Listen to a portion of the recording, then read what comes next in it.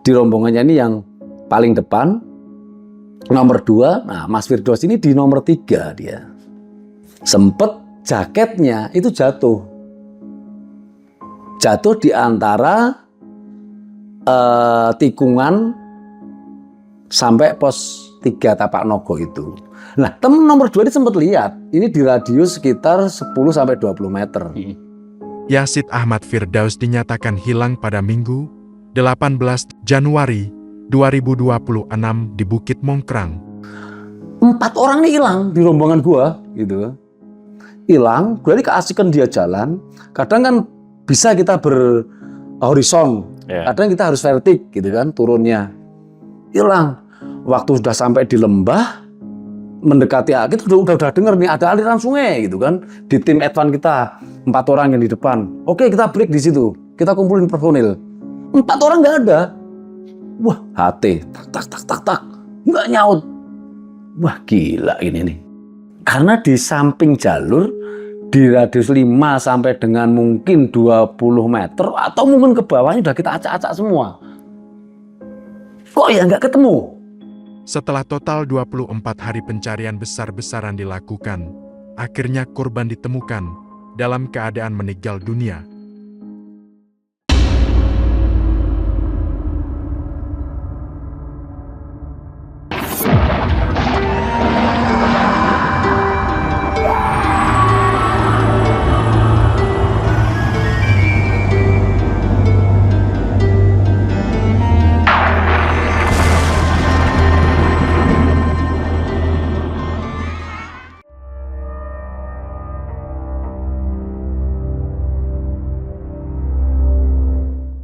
Assalamualaikum warahmatullahi wabarakatuh. Masih bersama saya Bade dari channel Jelajah Malam. Kali ini kita mendatangi seorang relawan dari salah satu sisi Gunung Lawu, yaitu AGL, Mas Toto. Apa kabar? Alhamdulillah sehat, Mas Bade. Syukurlah.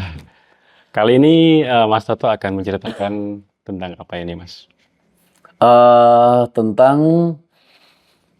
pencarian dan pertolongan yang ada di Bukit Mongkrang di lereng selatan dari Gunung Lawu. Teman-teman pasti sudah penasaran dengan ceritanya. Mari kita simak bersama-sama.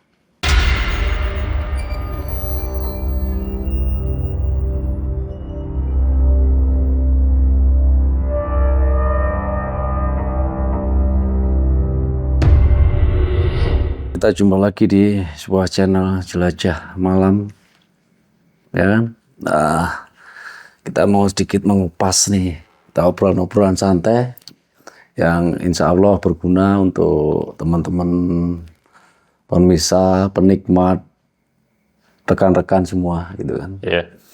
Jadi yang terkait dengan Mongkrang gitu, kita ngobrolnya dari sisi apa ya? Dari sisi sejarah dulu ke daerah ya. Boleh. Afdolnya gitu ya. Boleh.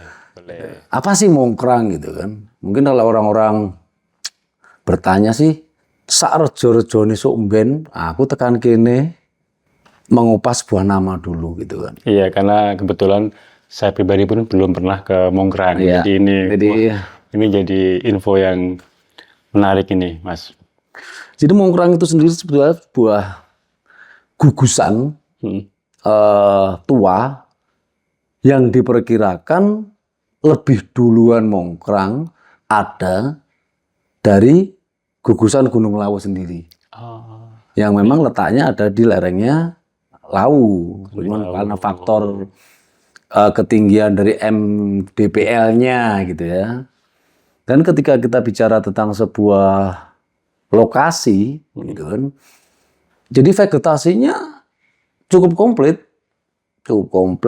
baik itu vegetasi flora, vegetasi fauna, bahkan ketika kita bilang dari kontur, tanah, tebing, lembah itu komplit sekali, gitu kan. Cukup heterogen ya, Mas ya? Yes, itu.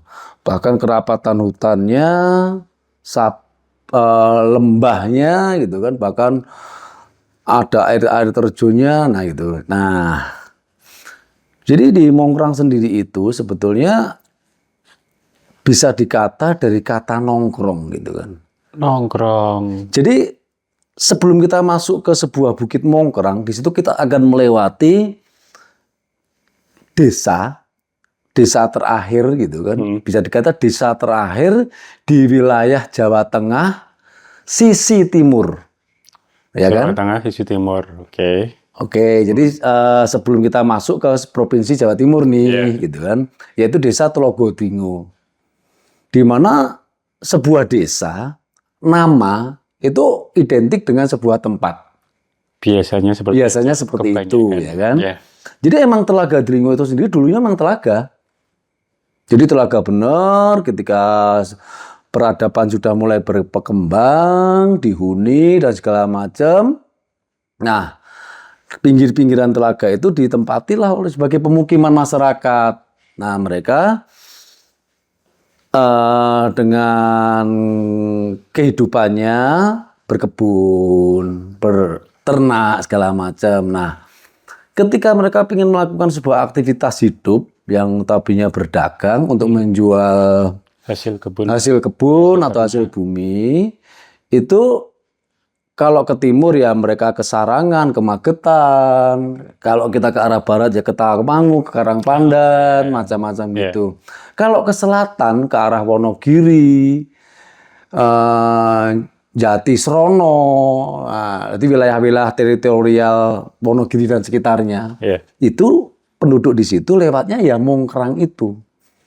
Jadi ketika kita bicara tentang sebuah jalur setapaknya yang dipakai untuk jalur pendakian, ya itu sebetulnya jalur lama. Oh ya, ya. Nah di puncak Mongkrang itu sendiri dulu tuh orang pada bilang kalau istirahat nongkrong, ya kan, dari kata nongkrong. Cuman dengan perbedaan generasi, terus orang tuh kalau mengucapkan pengennya yang cepet-cepet aja lah, gitu kan. Yang simbol-simbol aja. Mongkrang, mana? Leren di mana? Istirahat di mana? Di Mongkrang. Nah itulah. Terucapnya tuh semacam itu gitu. Dan ketika jalur itu pun juga banyak sekali Mas percabangan-percabangannya karena bisa dirambah itu dari Sekipan Tawangmangu, dari Jeblok, dari arah desa sebelum Sarangan, dari Cemoro Sewu desa terbarat dari Jawa Timur, bahkan sampai ke daerah Wonogiri sana di situ. Berarti sebenarnya ini cukup panjang ya Mas ya, konturnya dari Bukit Mongkrang itu sendiri? Panjang dan di ketinggian 2.100 sekian mdpl ya. Situ.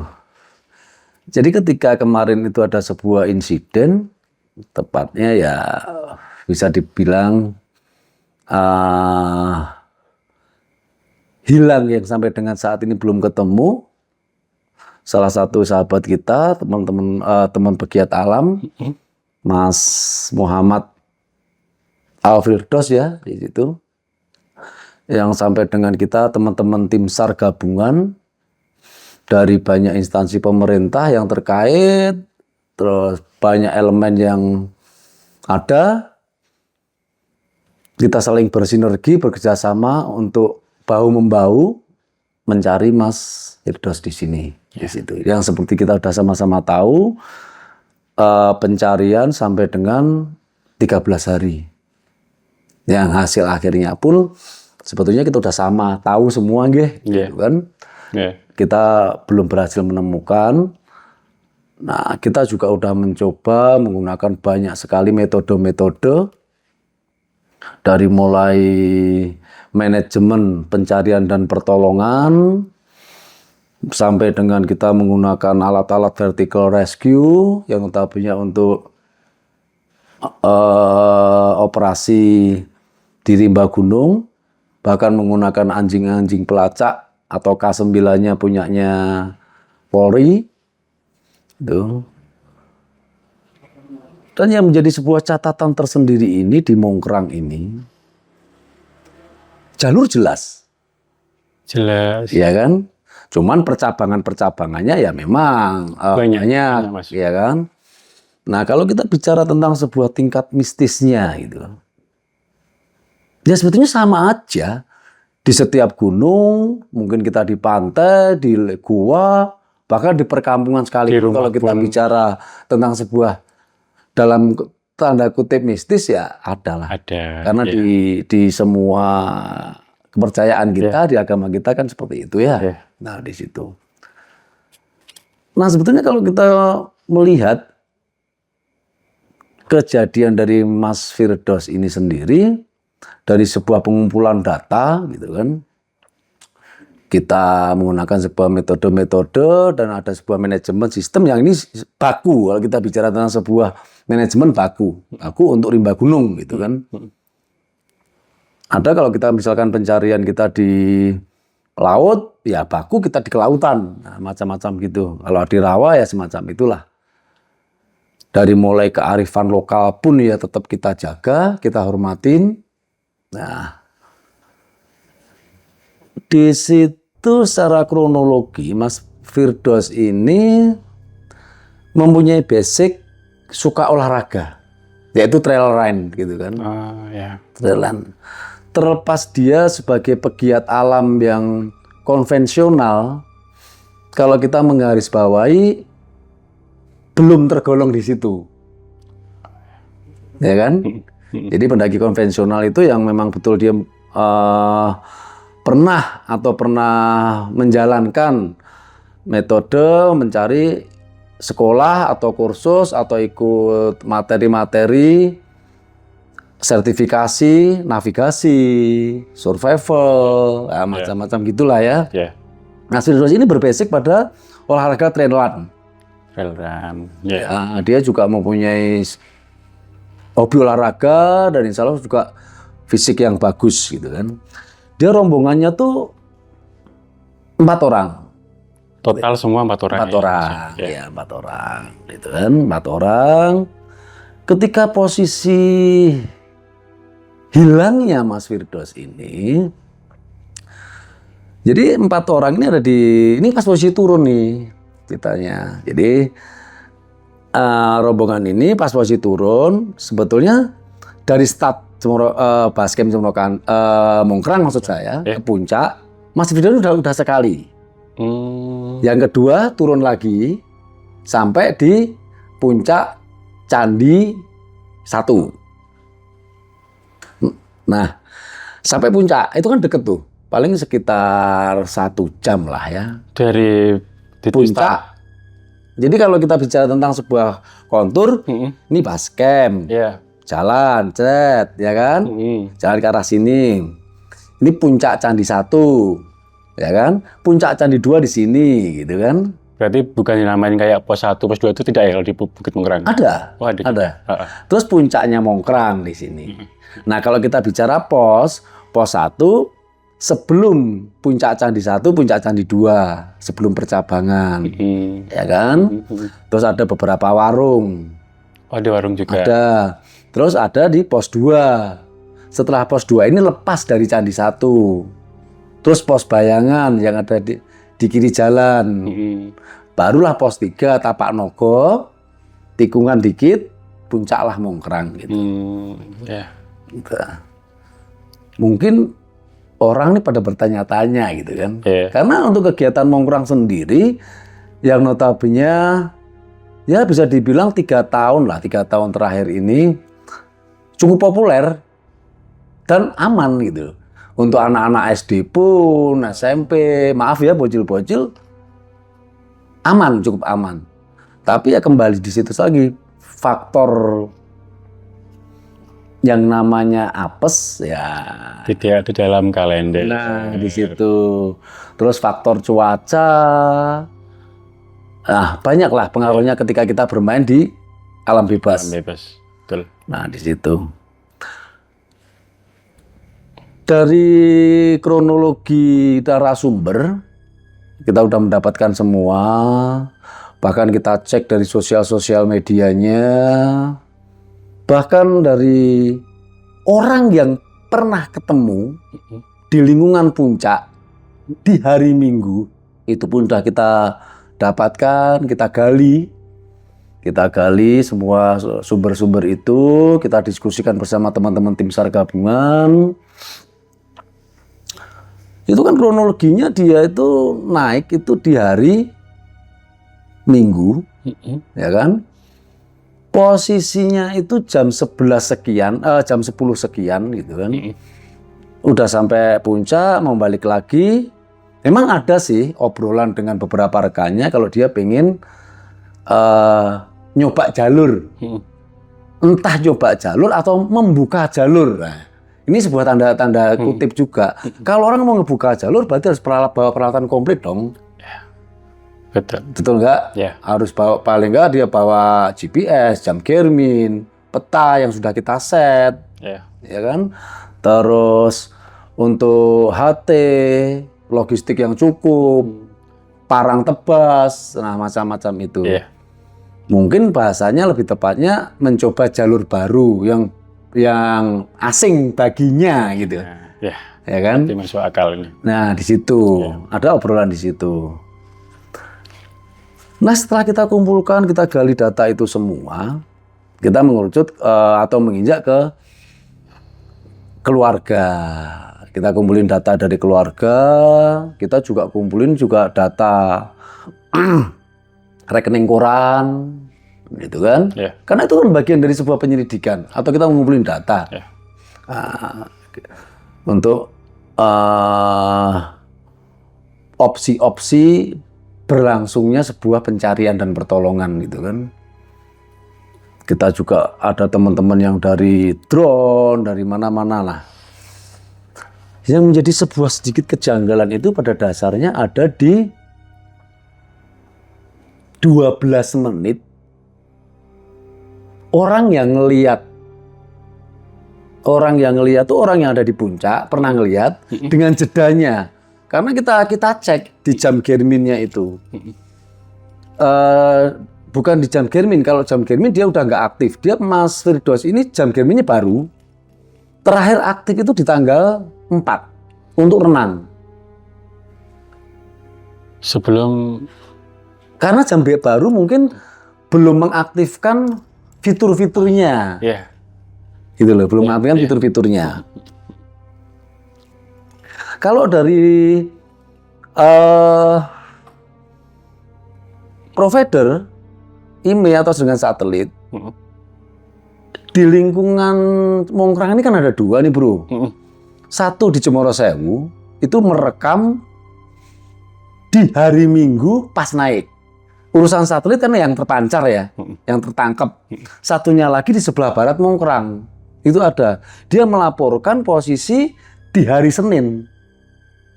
Jam 5 sekian gitu kan. Masih tertangkap. Cuman letak posisinya ya di situ di bawah puncak. Ada tikungan kan kalau kita turun. Terus pos 3 itu kalau kita turun berarti kiri jalan sampai dengan di bawah habis pos 3 terus Bayangan. Bayangan itu kanan jalan kalau dari atas. Sampai ke puncak Candi 2 itu. Memang lokasinya di situ itu jujur dari tikungan bawah puncak sampai dengan Bayangan itu jalur angin terbuka. Bahkan di kanan kirinya perengan, terus pohon rumput gajah yang tingginya seorang setubuh manusia gitu kan, antara 150 sampai 200 cm. 2 meteran lah ya. Yo 2 meter ya di situ. Cuman kontur tanahnya ini yang sedikit brengsek atau nganyel saya bilang gitu kan, orang bahasa bilang gitu kan. Jadi konturnya tuh kayak terasiring gitu. Jadi kayak model persawahan terasiring atau macam di Bali sawah subak ya. Jadi jalur utama turun entah di kanan entah di kiri nih. Ngedatar. Tiba-tiba ngejeglok. Gitu kan. Terus datar lagi dikit, ngejeglok. Nah di situ ini sampai puluhan bahkan mungkin ratusan. Nah ketika di kubangan-kubangan ini semua tertutup oleh rumput ilalang yang tinggi-tinggi itu, gitu kan. Nah sampai bawahnya kalau kita sampai di sisi dari bawah sisi kanan itu di daerah Jurang Tapak Nogo di situ, yang notabene jurangnya dalam banget bro. Dan itu bisa dirambah dari atasnya pos 3 Tapak Nogo turun ke kanan, dan bisa juga yang dari pos Candi 2 atau puncak Candi 2 dari bawah. Itu masuk kita ke barat. Tapi medannya sama karakternya. Terus di situ ada lembah-lembah, ada aliran sungai. Nah, dan yang perlu menjadi sebuah kajian juga, di Mungkrang itu kan masih ada harimau ya. Harimau Jawa kan, karena di beberapa bulan yang lalu sempat viral kan di beberapa sosial media, anak macan jalan dan terekam oleh pendaki atau pengunjung. Berarti kalau ada anak berarti ada induknya. Ada mama papahnya gitu kan. Nah, cuman sarangnya di mana? Nah, kita juga sempat menggali juga, kita juga sempat belajar dengan teman-teman yang notabene penyelidikan tentang harimau gitu kan. Harimau itu kan bikin sarang bisa di goa, bisa di gerumbulan semak-semak, bisa di atas pohon, karena harimau hitam atau harimau tutul ini kan bisa manjat tuh. Ya kan? Dan notabene pasti nggak jauh-jauh dari aliran sungai atau mata air. Ya di radius antara 10 meter sampai 40 meter. Kira-kira semacam itu. Di situ. Nah, dengan asumsi-asumsi yang kita akan berkembang di sini terkait dengan jalur angin, karena anginnya memang gede banget, Bro. Gede banget. Karena mungkin teman-teman lihatlah di beberapa postingan teman-teman sampai kita gitu kan melihat dengan tuh karmantel aja kita lempar untuk alat vertical rescue, ngebalik gitu. Sedemikian kencengnya angin itu gitu kan. Waktu kita mau menggunakan alat vertical. Nah, harus kita tali lagi, kita lempar gitu kan. Nah, kita juga ada asumsi-asumsi ketika orang lain ini kan, ya kan, dia kan nggak bawa beban, Bro. Jadi taruhlah cuman berat seseorang ditambah yang tertempel kan, tambah aja berapa kilo gitu. Yuk sekarang kita sedikit berpikir yang rasional banget. Orang lari itu konsentrasi kan di jalur, oke. Nah, terus per sekian detik orang itu kan ngambang nih. Ketika dia berlari ya. Nah, pasti kan ngambang tuh. Berarti berat badannya ini kan berkurang. Ini faktor gravitasi. Oke ya. Nah, ketika di situ jalur angin yang gede, yang memang nggak beraturan, maksudnya dari arah manapun gitu kan. Mungkin, nah ini semuanya sebuah kemungkinan. Kemungkinan, betul. Terhempas. Gitu kan, terhempas. Ya kan, pasti jatuh. Di perengan-perengan itu, habis itu entah tidak sadarkan diri atau apa, bisa jadi kan? Karena apa? Di hari Minggunya sekitar pukul 4 sore, karena teman rombongan dia tuh kan udah janjian tuh kalau sore itu harus ngebalik ke rumah karena ada kawannya memang udah ada acara gitu kan. Di rombongannya ini yang paling depan nomor 2, nah Mas Firdaus ini di nomor 3 dia. Sempet jaketnya itu jatuh di antara tikungan sampai pos 3 Tapak Nogo itu. Nah, temen nomor 2 ini sempat lihat, ini di radius sekitar 10 sampai 20 meter. Ngambil jaketnya, dia sempetin lagi di hidropacknya. Oh, cuma diselipin gitu ya? Ya, kan di jaket hidropack itu apa? Teman-teman yang running itu kan main whipping doang tuh. Nah, gitu kan diselipin di situ lagi. Dan yang menjadi sebuah pertanyaan lagi kita, temen yang paling belakang kok nggak ngeliat? Ya karena memang itu gerumbul-gerumbulan ya, apalagi di tikungan. Dan cuaca emang nggak bersahabat. Kabut, tebel, gerimis, ya, itu karakternya karakter gunung banget gitu kan. Gitu kan. Ya terpantau terakhir di situ. Habis itu memang udah nggak ngeliat. Kita cross check, ada foto yang ada di beberapa sosial media teman dengan properti yang dia pakai, dari mulai sepatu bla bla bla bla. Oh benar Pak, di jam itu fotonya di tanggal sekian. Itu kan data kita ya, kita kumpulin. Dengan asumsi-asumsi kita tampung semua itu, akhirnya dari tim SAR gabungan mengerucut, oke, kita hajar semua medan nih. Semua. Ya kan semua medan baik itu di sebelah kiri jalur utama, sebelah jalur utama. Kita hajar semua. Dengan tingkat-tingkat kesulitan yang wah lumayan. Intinya kita perseru dari setiap kelompok itu minimal tuh 15 personil. Sampai ada sekitar di 40 personil. Karena memang konturnya butuh personil yang banyak.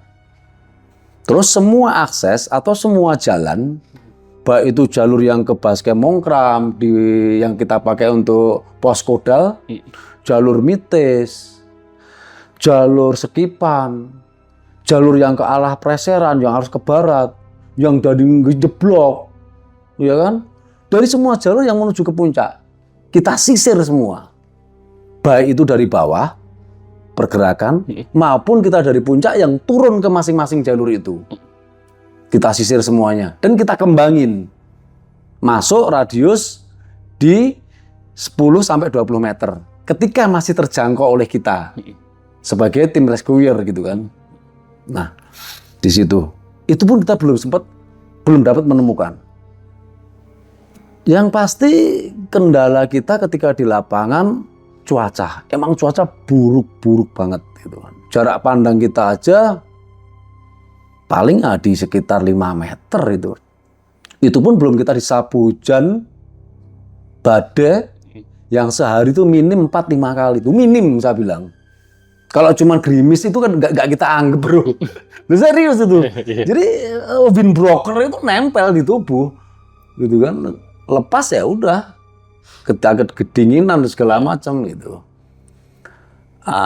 Kita pakai metode pada waktu itu masih pakai metode pencarian berangkat pagi, sore pulang.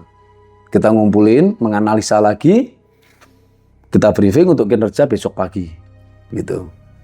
Barulah kita di hari ke-10 ya, setelah perpanjangan kita menggunakan sebuah metode flying camp untuk menyingkat waktunya gitu. Kita pakai flying camp, teman-teman itu ada di Candi 1 karena memang tempatnya memungkinkan untuk tenda di sekitar ya 4-5 tenda masuklah lokasi itu ya kan gitu. Bahkan di aliran-aliran sungai pun kita hajar semua gitu. Kembali ke sebuah visi dan misi dan juga niat gitu. Jadi kita bicara di sini bicara sebuah rasional. Nanti kita menginjak ke bicara yang irasional. Ketika semua orang punya niat ketika kita datang ke situ baik. Betul. Ingin menolong. Betul. Dan kita orang sifat atau gotong royong ini selalu ada di benak kita. Alhamdulillah di situ. Dari mulai spiritual, teman-teman lintas generasi, kita bersatu semua. Tapi tetap kita satu komando, yaitu ada di tim SAR gabungan Mongkrang, Lereng Lawu, gitu kan. Nah, di situ metode kita udah pakai flying camp, kita bagi ke titik-titik yang mana rawan, terutama untuk teman-teman yang ada di vertical rescue gitu kan, karena dia butuh waktu yang lama ketika kita bawa alatnya udah berat, ya kan. Habis itu sebelum kita masuk ke turun-turun ke lembah-lembah kita pun harus set alat, di situ. Terus teman-teman dari DU dapur umum udah nyiapin juga untuk teman-teman yang bekerja di dorongan logistik. Ketika kita main ke camp di sehari 2 hari, dorongan logistik kita suplai dari bawah. Ibarat kata, kanan kiri jalur ini, udah kita, bahasanya apa ya? Udah kita hajar habis. Ibarat orang analoginya tuh motong tempe yang mau kita bikin tempe goreng, udah potong seperti ini, masih kita hajar seperti ini. Miringnya gimana? Tapi sampai dengan saat itu semakin penasaran gitu kan kita. Kok nggak ketemu? Gitu. Kita setiap seru yang untuk mencacah ibaratnya itu kita bagi, oh lu main di 1 karvak, lu di 2 karvak, lu main di 4 karvak. Itu pun kita hitung juga dengan kekuatannya, personilnya. Dan pasti ketika kita melewati jalur-jalur yang rawan, yang jalur-jalur yang memang asing, kita tetap melibatkan masyarakat setempat. Oh, warga lokal. Tetap kita libatkan, Mas. Karena apapun bentuknya, rekan-rekan yang di masyarakat setempat itu atau akamsi, ya tahulah. Karena mereka masa kecilnya mungkin mencari rumput, mencari jamu-jamu di hutan itu. Iya. Gitu. Nah, di situ kita bersinergi bersama bareng-bareng. Ya, tapi dengan pengolahan semua data itu sampai penutupan kita belum bisa menemukan sebuah titik. Yang menjadi sebuah penasarannya itu tadi yang terjawab. Cuman mungkin kok hilang? Hilang lah. Yang namanya kita di alam bebas gitu loh. Yuk kita mikir nih, ibarat kata nih, ya kan? Lu punya sendal di teras rumah gitu kan. Udah ada CCTV, ada penerangan lampu, hilang. Betul kan? Ya. Bisa loh. Bisa. Kan sering loh. Banget. Bisa Bener banget, ya. Nah, kita nyarinya, biasanya sandal saya tuh parkirnya di sebelah sini. Yuk kita carinya di sini. Kita ngumpulin orang tuh kan, sanak keluarga dulu nih, adik, abang, atau ibu, atau bapak, tanya dulu di mana. Kita cari, kali aja di garasi. Kita plot lah garasi dulu, kita cari. Habis itu kita mana, di dapur kali. Bertahap. Ya. Nah, ini padahal puluhan, mungkin ratusan hektar, Bre. Ya kan? Ya. Ya, jadi mekanisme ini kan harus kita jalanin gitu. Nah, tetap aja nggak ada. Maksudnya belum sempat kita temukan gitu kan. Dari koordinat bahkan waktu kita ngebuka jalur yang arah ke mata air itu murni. Kita murni buka jalur. Walau vegetasinya masih rapat. Wah, saya sendiri aja terjerembab jatuh tuh mungkin kalau 10 kali lebih. Loh, serius itu. Jadi kita asik buka jalur, jebret. Wah, kupret terprosok lagi, blas. Itu mulutnya teman-teman kayak gitu. Karena kita kalau udah pencarian lepas dari hari ke-6, kalau kita nggak selingin bercanda dan segala macam, bete bro. Iya. Bete, ya kan? Nah di situ kita disuruh saya itu pada waktu itu total itu ada di 24 orang, maaf. 24 orang. Terus akhir kata dengan sebuah persiapan alat, saya Bang untuk seru yang ini tolong semua peralatan APD safety. Karena kita terkejar target. Kita belum masuk, waktu itu kita belum masuk di mekanisme flying camp. Ketika kita masuk di mengejar aliran sungai atau mata air. Kita berangkat di jam 7 pagi. Sebisa mungkin kita maksimal itu di jam 3. Oke lah, toleran kalau lebih dikit nggak masalah. Kita masuk di jalur utama. Karena urusannya dengan apa? Kita jam 5 harus masuk di base camp. Kita harus evaluasi. Gitu kan. APD bawa. Kalau nggak ada bawa APD bisa bergabung di seluruh yang lain. Jadi berat kata itu memang jalur yang orang-orang yang siap factor lah, gitu kan. Untuk logistik dilebihin segala macam. Dan alhamdulillah kita bisa masuk dan menemukan mata air itu, bahkan di pangkalnya gitu. Sebetulnya itu bukan mata air sih. Kalau kita bilang ada kok rekaman-rekamannya itu. Jadi tingkat kelembapan yang tinggi dan pohon-pohonnya yang lebat, sumber mata air yang gede tuh bro. Nah berjalannya waktu mungkin tahunan, aliran sungai ini membentuk sebuah kubangan gitu kan. Nah kubangan itu akhirnya mengalir, jadi aliran sungai. Nah ceritanya seperti itu. Dan tanahnya, wah buset itu ya. Itu kan diinjak hancur. Jadi kita terperosoknya itu selain kubangan-kubangan yang ada di pereng-perengan ini, juga di vegetasi yang ketika masuk kita di kerapatan hutan, gitu. Kita sempat kita break, istirahat, kita pasang marker gitu, karena untuk pergerakan besok, memang tempat ini yang sudah kita hajar, kita lalui, ternyata masih nihil, kita marker semua. Baik itu marker dipakai tali rafia atau pakai marker polislen untuk mengidentifikasi untuk pergerakan berikutnya. Bahkan kita udah pakai mekanisme laporan per 30 sampai 1 jam maksimal kelaporan ke Poskodal, titik koordinat kita. Karena kalau ada apa-apa, rekan-rekan yang di Poskodal bisa memantau pergerakan. Karena di beberapa titik lembah itu, gila, ini faktor X apa bukan? Kita bawa HT itu kan ada 9 apa 10 ya. Dari rombongan total kita itu. Mati semua. Nggak ada sinyal. Waktu di lembah itu, kita kontak-kontak segala macam, nggak ada sinyal. Ya, namanya kita di operasi banyak lah kendala-kendalanya ya. Selain yang terlihat dan tidak terlihat di situ. Bahkan kendala-kendala kecil pun ada. Jadi waktu kita jalan ini, kita bergerak, semua tim bergerak turun dari Bukit Puncak 2 mengarah ke bawah. Nanti di situ kita ada lembah, kita bisa berkumpul di situ.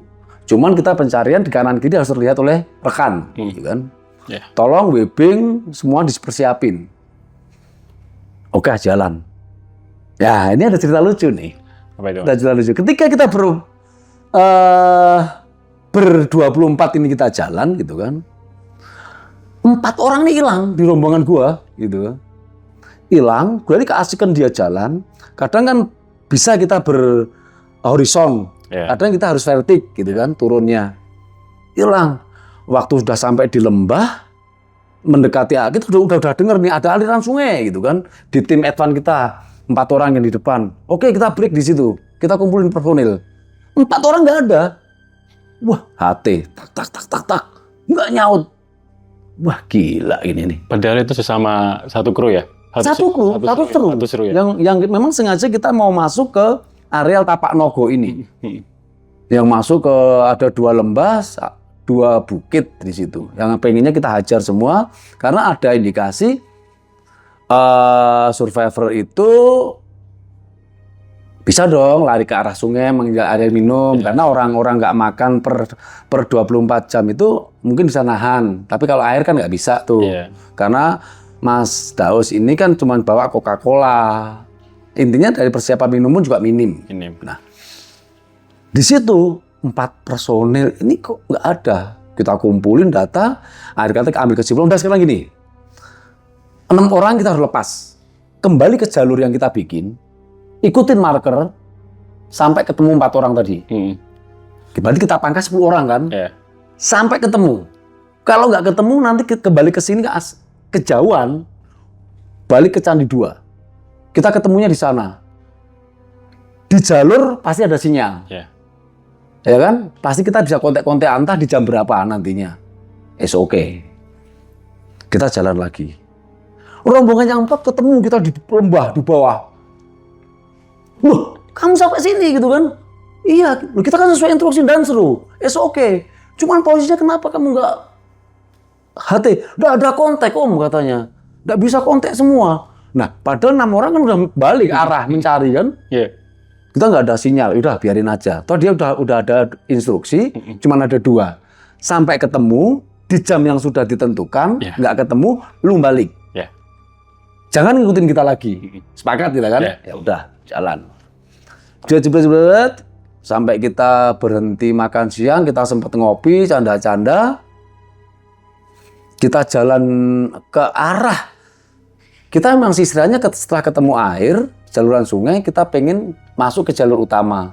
Yaitu tembusnya kalau kita lihat di peta kontur, di atasnya pos 3 Tapak Nogo.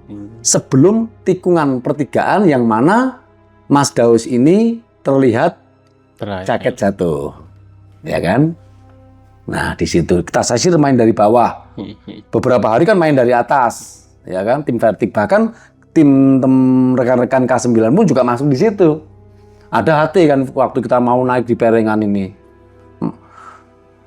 Bisa kontak, kita relay ke Poskodal. Teman yang 6 ini sudah masuk di pos di tempat atau di lokasi Candi 2. Aman lah. Udah lu nunggu aja di situ sampai kita sore masuk. Aman. Disapu hujan. Nah, udah kita akhirnya nggak mungkin dong kita berlama-lama dalam kondisi diam istirahat, kita harus jalan. Kita harus jalan. Sapu hujan kalau nggak salah kita itu berapa kali ya? 2 kali hujan deresnya. Deres pakai banget. Gitu kan. Udah, akhirnya kita bisa masuk menemukan jalur sungai. Udah kita sisir habis. Memang nggak ada tanda-tanda. Ya, yang menjadi sebuah pertanyaan gede gitu kan. Ketika terguling atau bagaimana, aduh, kenapa sih sobekan-sobekannya jaket? Masuk akal dong. Sepatu yang terjatuh, ya kan? Sobekannya celana yang ngecantol di pohon atau di apa gitu kan? Kok kita juga nggak ketemu? Gitu loh. Jejak pun. Jejaknya, gitu. Kita bisa masuk ke jalur lagi, kita akhirnya turun dan evaluasi lagi. Berarti jalur di situ memang nggak kita bisa di lembah 2 lembah itu baru kita oprek di 30%. Berarti masih ada PR di hari berikutnya. Yeah. Kita upload lagi di daerah situ. Gitu kan. Tapi kan untuk pemetaan area udah kita dapat ya kan di situ.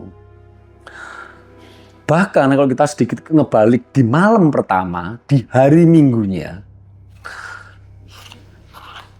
ketika dinyatakan pencarian itu kan dari teman-teman Bascam dibantu oleh teman-teman penduduk itu sudah bawa alat termal pendeteksi suhu tubuh, gitu kan? Itu di malamnya itu bawa termal tuh 4, gitu.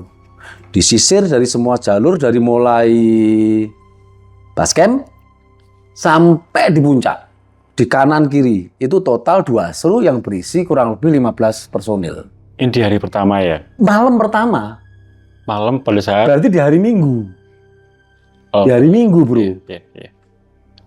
Di sini sampai pergerakan itu sampai 2:30 dini hari. Berarti jam 2:30 dini hari pergerakan itu. Menggunakan terpal, suhu. Memang suhu itu kan untuk mendeteksi mungkin hewan bisa terpantau, manusia bisa terpantau gitu kan. Yeah.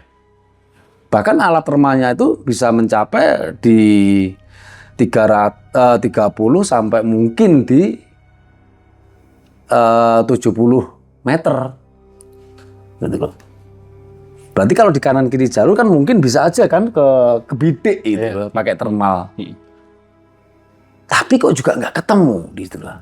Jadi kan kita nih semua rekan-rekan tuh semakin penasaran gitu kan. Ini semua jalur udah kita habisin dari atas dari bawah. Setiap petak dari udah kita acak-acak. Ya. Kasarannya seperti itu ya. Iya kan? Acak-acak, sisir. K9 juga kita mainin.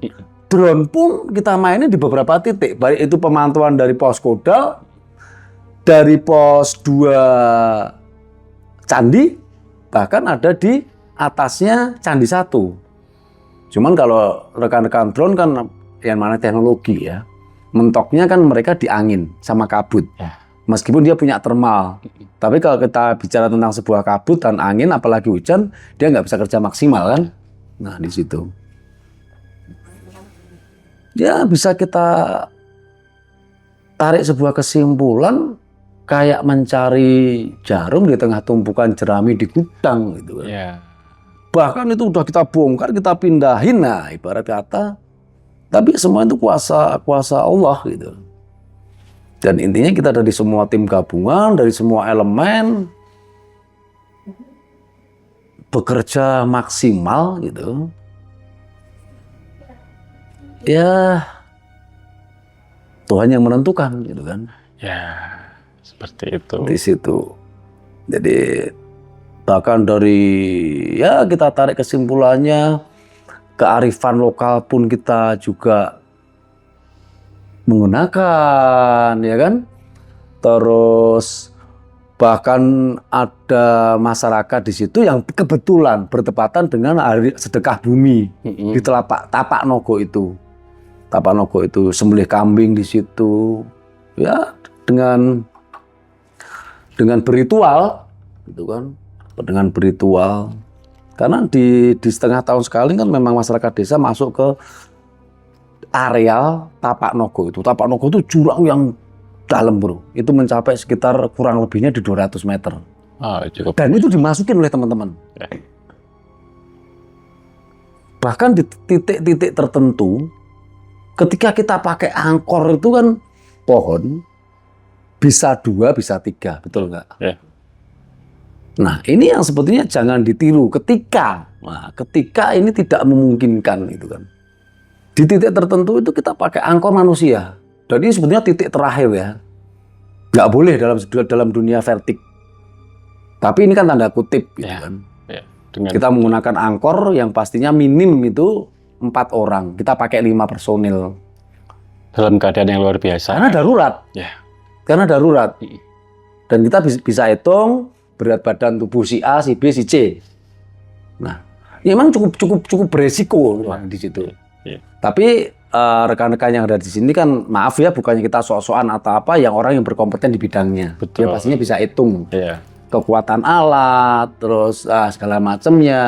Kemungkinan nanti ditambah dengan mungkin angin ya. Ya, terus kemungkinan nanti kalau kebanting, ini kita kebantingnya di posisi mana, mereka pasti punya perhitungan-perhitungan sendiri. Karena ini memang situasinya darurat. Ya. Gitu kan. Ya. Jadi serba masih tanda tanya gitu kan. Dan bahkan di jalur yang kita sasa itu saya bilang ada jalur bangsat ini, saya bilang namain jalur bangsat. Bangsat bukan dalam arti yang kronologi yang bagaimana ya, yang jelek. Bangsat di sini aku artiin bagian angan sesaat gitu. Jadi kita kalau lewat situ itu ya oke sesaat ini aja deh. Karena emang itu dibilang nggak enak banget. Udah. Ya bener sih. Ketika kita ngebuka jalur atau vegetasi baru mah pasti nggak enak. Tapi ini pakai bangetnya ini loh, T-nya banyak. Baik itu kita turun maupun naik. Karena terlepas itu konturnya yang bermasalah, yang jeglong-jeglong, Buade itu wah curah hujannya tinggi. Dia kalau di Jawa itu kan ada bahasa mongso kepitu gitu kan. Yang mana itu memang cuaca buruk biasanya di bulan Desember sampai dengan bulan Maret.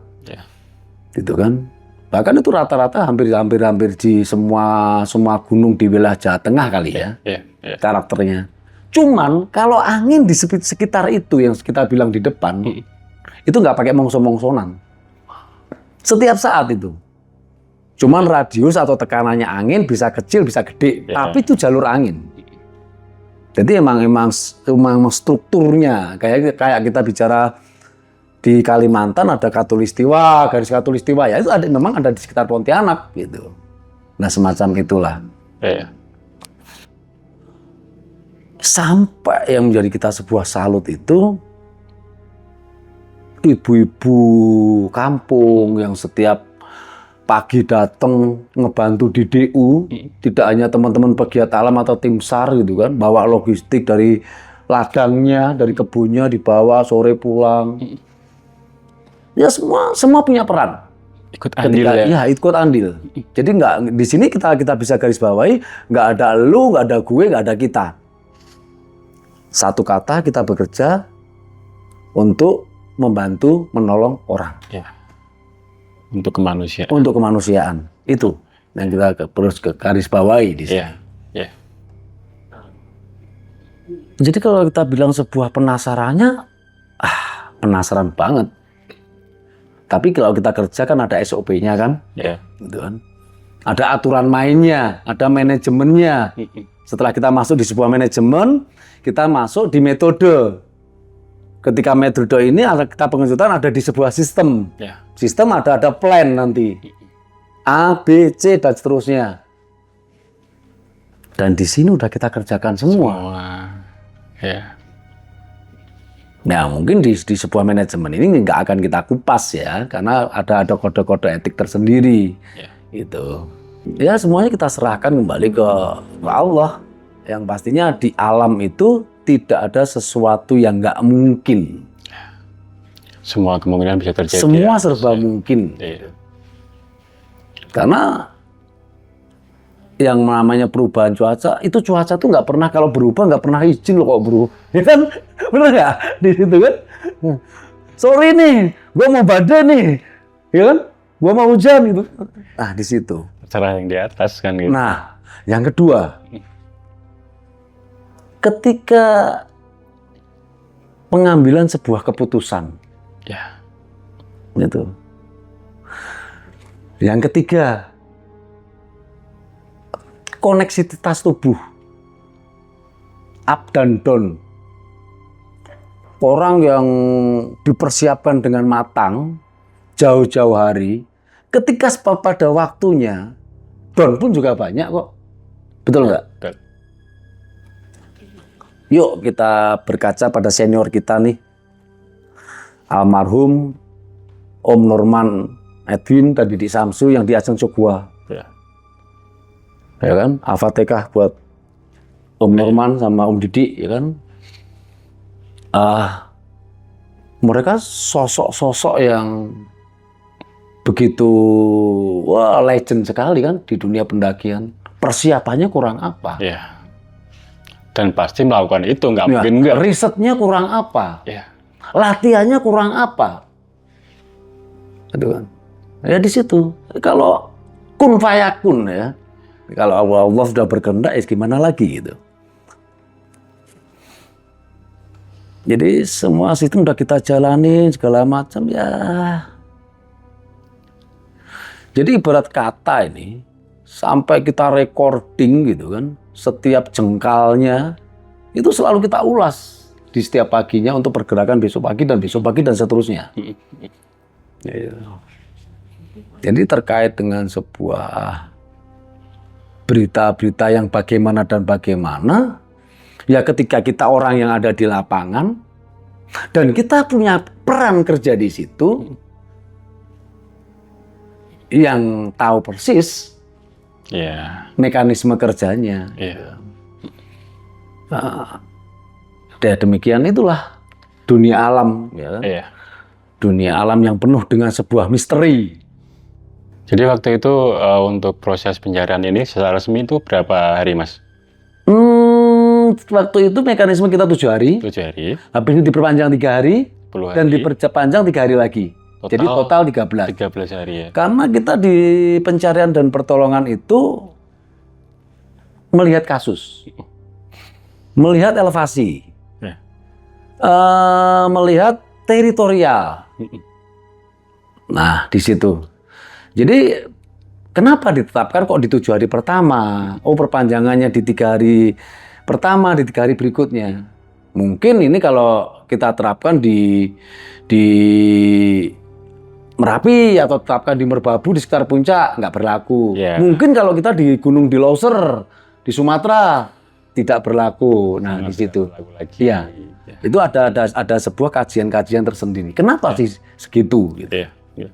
Mungkin ini ada yang terlewat ini, Mas, yang awal tadi yang kronologi setelah terakhir dari pihak temannya ini melihat si survivor ini mengambil jaket ya, jatuh. Iya. Terus kemudian seperti apa nih, Mas? Laporan ke basecamp itu seperti apa? Ya, dia mempunyai asumsi melanjutkan perjalanan. Berarti yang 2 ini turun, yang dua nomor 1, nomor 2, masih di nomor 3, ini yang terakhir. Kalau yang terakhir ini memang dia bilang, aku tuh pengen santai, yang penting olahraga, gitu kan. Itu kan. Sampai mereka bertiga, orang yang pertama, kedua, dan keempat ini, sampai di basecamp ditunggu. Dari jam 11 sampai jam 3 sore, masih menunggu.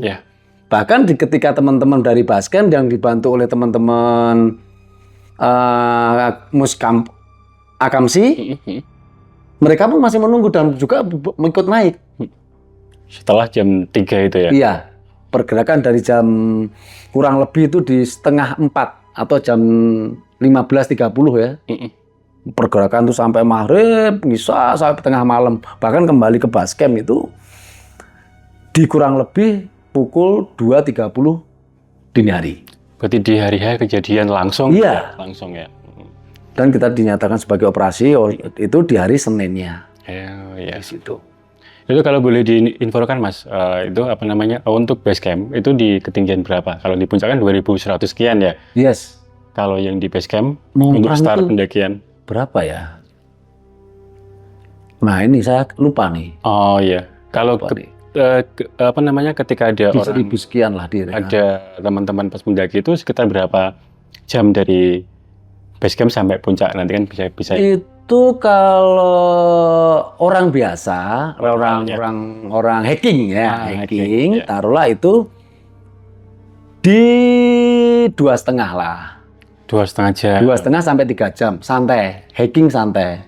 Ini untuk naiknya. Ya untuk naiknya. Berarti turunnya kan separuhnya ya. Bisa kemungkinan separuhnya. Ya, Ya. kan lebih cepat tuh, bisa 1,5 sampai 2 jam. Ya, Jadi terakumulasi 3 ditambah 2, berarti PP 5 jam. Ya. Ya kan? Ya. Nah, padahal survivor atau Mas Daus ini itu punya basic di running. Ya. Pasti dia lebih cepat dong. Ya. Nah, apalagi dia juga pernah ngikutin beberapa kompetisi trail run. Oh iya. Ya. Jadi intinya dia tuh ketika bicara tentang sebuah fisik bagus kok. Ya. Bagus gitu. Ya. Padahal Dan dia hobi olahraga gitu. Di Kan, situ. tadi kan teman-temannya ini dia sampai di base camp pada jam 11 siang ya. Ya, dikurang lebihnya. Menunggu Jam sampai 11 jam 12 ya. 11 sampai jam 3 ya menunggu ya. Ya. 12, 1, 2, 3. Jadi 4 jam mereka menunggu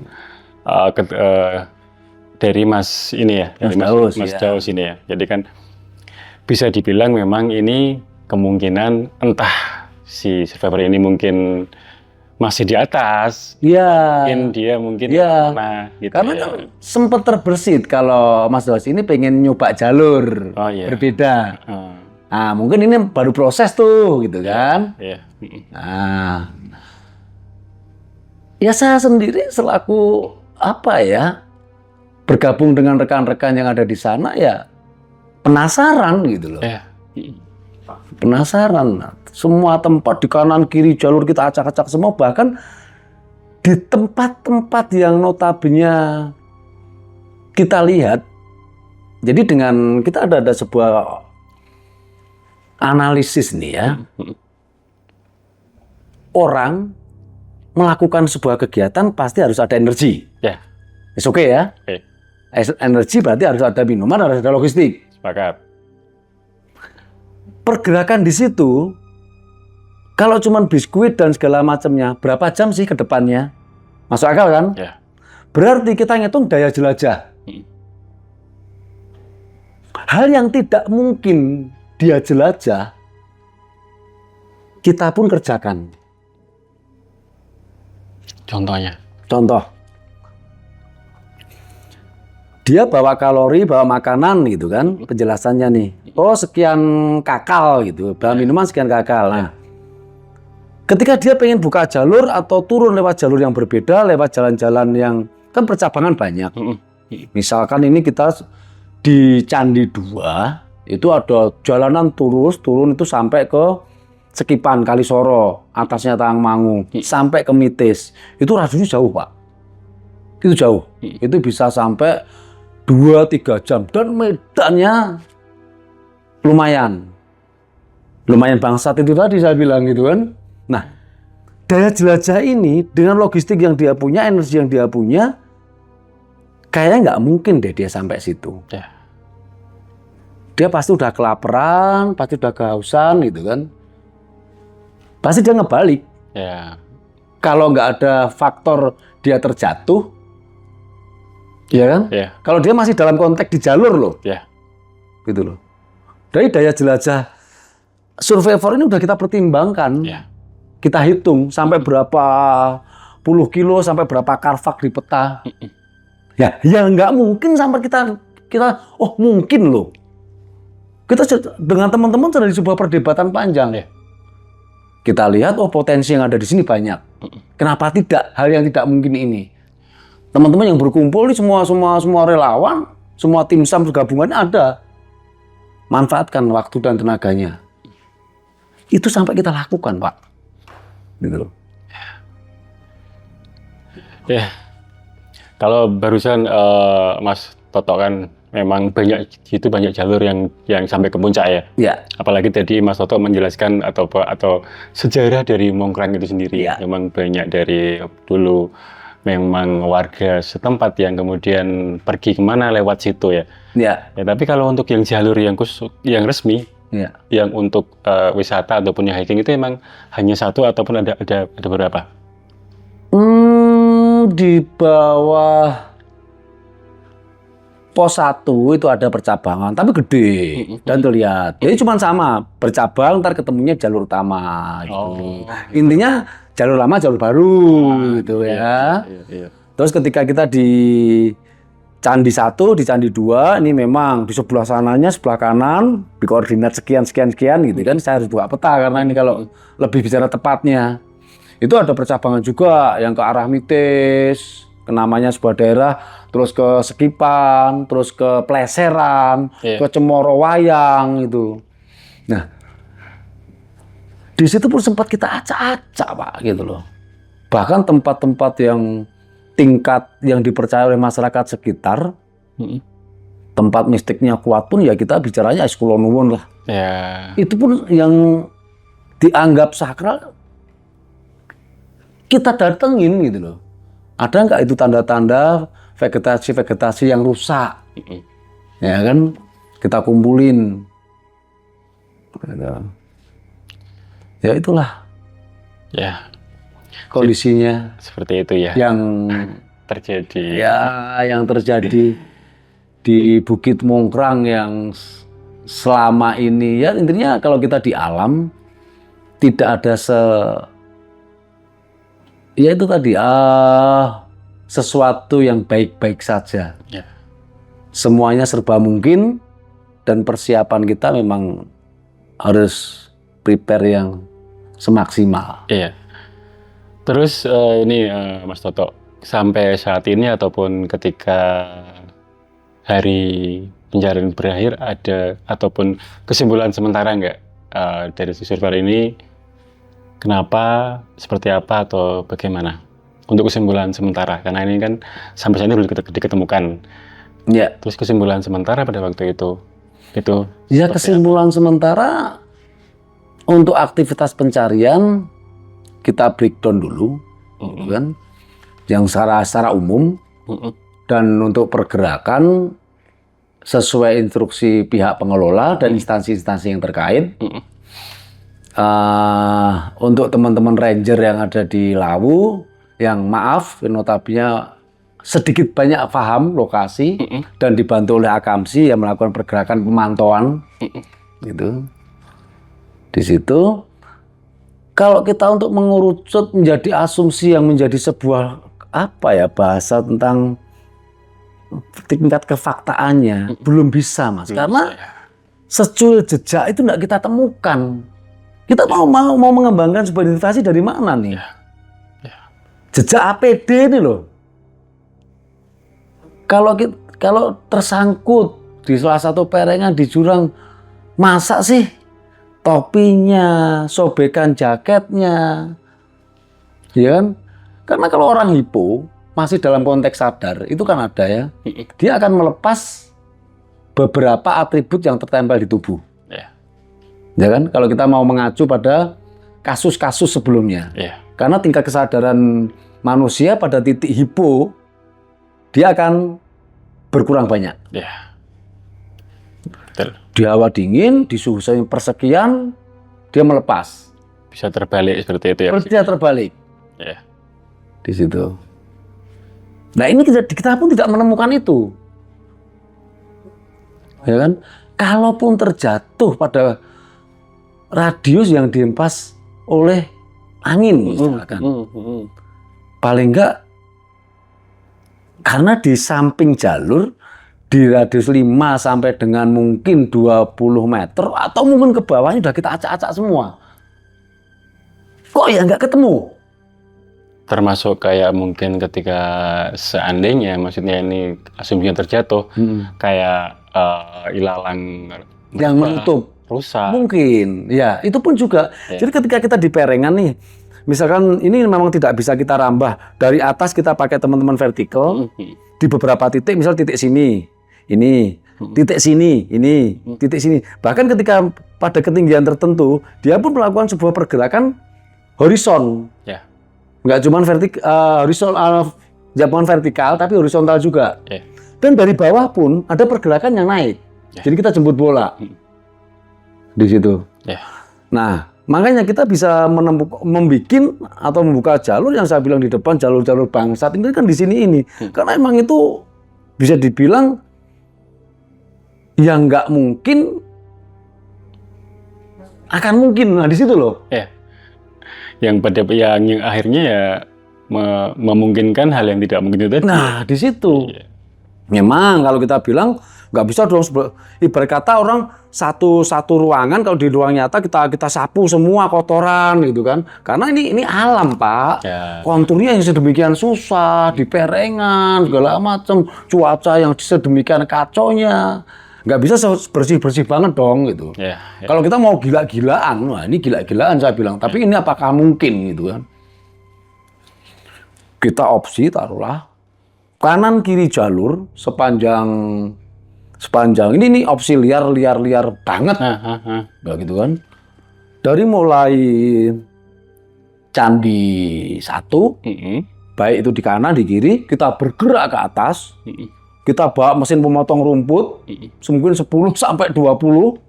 Kita bagi ini 100 orang dengan pergerakan yang sebisa mungkin, mau vertikal mau horizon. Tapi ini gila banget kan? Ya. Karena urusan dengan keselamatan dan kontur yang nggak jelas gitu kan. Apakah harus demikian? Dan itu memakan waktu yang cukup lama. Kan gila banget itu, bro. Ya. Ini sebuah pemikiran yang mungkin, wah, gemblung loh gitu kan. Karena tidak serta-merta kayak di peta cuman sedemikian enggak. Kalau fakta di lapangan kontur itu mempengaruhi banget. Ya. Gitu. Oke, mungkin yang terakhir ya, apapun itu sampai saat ini memang belum diketemukan ya Mas Toto ya. Jadi mungkin ini bisa menjadi pelajaran buat semuanya lah ini. Jadi ini buat pesan-pesan dari Mas Toto, boleh buat semuanya, terutama para pendaki ataupun pelaku kegiatan alam outdoor ini. Ya, intinya ketika kita pengen bermain di dunia outdoor gitu ya, khususnya di rimba gunung itu, prepare alat yang sesederhana mungkin pun jangan pernah menyepelekan gitu kan. Yang pasti kita sedikit berbagi tip ya, ini wajib. Logistik dilebihin. Kita mau jalan, satu hari atau setengah hari, lu bawa 2 hari nggak apa-apa lah, ya kan? Toh ketika sisa bisa kita bagikan ke temen yang lewat, ya kan? Kita simpen di kulkas atau di lemari untuk bulan depan atau bagaimana, ya kan? Kedua, mantol atau jas hujan. Meskipun kita bermain di musim kemarau, ini wajib. Karena cuaca ya itu tadi, berubah setiap saat dan nggak pernah dia izin. Ya kan? Yang ketiga, peluit. Pastikan, tapi peluit yang maaf loh ya, sedikit kita garis bawahi atau spesifik, peluit yang kenceng. Peluit yang untuk wasit sepak bola itu kan kenceng tuh. Nah, itu. Terus yang keempat, di sini selain kita di logistik, peluit, jas hujan, ada kawan. Minimal 1, kita jalan berdua. Gitu kan? Yang kelima, center. Wajib banget. Meskipun kita jalan siang, jangan sepelekan. Ini saling berkaitan ya Mas ya. Tadi yang ada penambahan logistik. Seandainya nanti ada penambahan waktu. Dari mungkin. Jadi 5 poin ini. Karena kita kejebak badai, kita bisa ngemil, nunggu badai dulu, nunggu kabut dulu. Terus ketika kita kabut tebal pun, center ini juga membantu pergerakan kita. Di situ. Jadi 5 benda atau 5 ini wajib. Pun itu berlaku, jadi gini ya, yang mungkin sekarang kan banyak pendaki TikTok, itu juga harus berlaku. Itu wajib.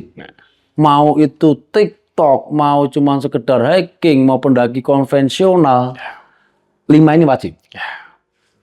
Nah gitu. 5 itu wajib. Siap. Oke, Mas Toto, terima kasih banget atas kegiatan beliau ketika melakukan operasi pencarian dari survivor Mas Mas siapa tadi? Mas Daus ya? Mas Daus. Mas Daus ya. Ya. Intinya mari kita berdoa semoga ini segera diketemukan ya Mas Moto ya. Amin, amin, amin. Dunia pendakian akan membaik dan akan terus membaik dan semoga hal seperti ini semoga tidak akan terulang lagi. Yes. Ya, seperti itu. Dan pastinya sebelum melakukan sebuah aktivitas itu tidak ada jeleknya. Kita tetap berpamitan dengan orang-orang yang terdekat kita. Ya. Jadi jelas di sini posisinya. Ya. Karena ketika kita berbagai kasus itu, gitu kan, ada yang pamitnya ke tempat A, taunya di tempat B. Mendaki gunung A, taunya di gunung B. Ya. Ya ini tolong teman-teman rekan-rekan yang jujur aja lah main di mana.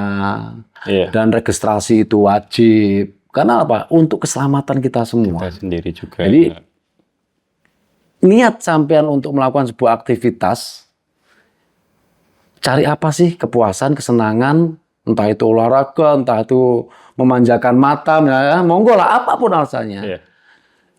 Yang namanya sebuah SOP ya SOP. Ya.